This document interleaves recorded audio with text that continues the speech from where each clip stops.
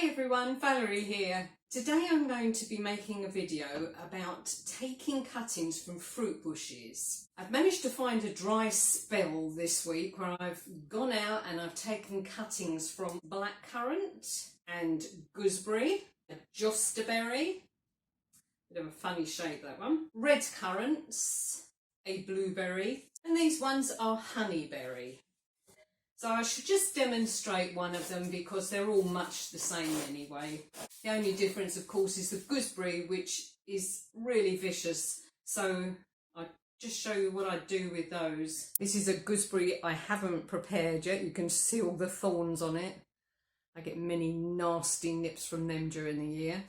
And this is one that I cut all the thorns off as I'm preparing. Oh, there's one there, look, waiting to get me. These are blackcurrant cuttings. You want them about that length, about 30 centimetres, 35 centimetres, you know, a foot, 13 inches, something like that. This one's prepared. You just clean the stem. So you take all of these little buds. You want to clear those off. And then you can see on this one, I've cut it straight across the bottom. Just straight across, and then at the top angle it, because if it's outside and the rain is on it, you certainly don't want it like that so the rain can get right in. This way it runs off, hopefully. I should say the ideal thing to do if you've got a spot in your garden that you know you're not going to need for the next year, just dig yourself a trench. Just a slit trench, doesn't have to be just the width of your spade, and just lever it away and then go along and just push straight down into it, cuttings like this. Just give them a little bit of space in between, so you do one there and one like that, so they've got about that much space between them, and they'll grow fine, but you need to leave them until next autumn before you dig them up, so that they've got time to make roots. But for now, what I'm going to do is I use these old pond baskets because they're open-sided, so if the roots do want to grow through, they can. And I can put them outside and know that they won't get waterlogged at all because it'll run through. Once I see roots coming through, I'll pot them up into bigger pots until I'm ready to use them. I should add, with the blueberries, which are very popular in Britain now, you will need an ericaceous compost because these are acid loving. My whole garden is ericaceous compost, it's all acid, so I do very well with these and they are really lovely. They're so beautiful, but they need ericaceous compost. You can also lay these down while they're still whippy, bend them down to the soil, peg it down, and it will root that way. Right, so which ones are we going to do? I think we'll do the black currants. So I've got 6 of each I've taken here. You can tell black currants because they smell of blackcurrant. Even bits of wood like this, you just break them, they have a beautiful aroma of blackcurrant. Now, as I say, I've cut these flat across the bottom and I've cut them diagonal on top. All you do, it's not rocket science, push it into the soil. As far down as it'll go. That's it, press it in. That one's got a few buds still, so I'll just take them off. Just neaten this one up. I just cut it straight across there. Don't want all them buds on the edge because you want it to make roots rather than buds. Push it in carefully. And that is 6 new blackcurrant bushes, which I shall be delighted to have when I make my new fruit garden. So I've got 5 more containers like this, which I should be putting the gooseberries, which are done exactly the same with the jostaberries.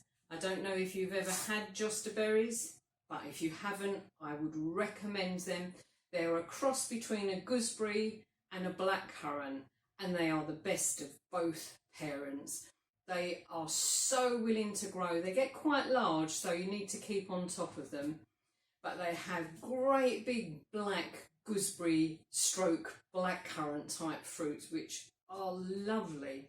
I have to net them because the birds just love them, and so does Morwenna, my dog. But that just goes in, easy as that. And that's how they all go. I won't get these mixed up because I won't know what I'm doing.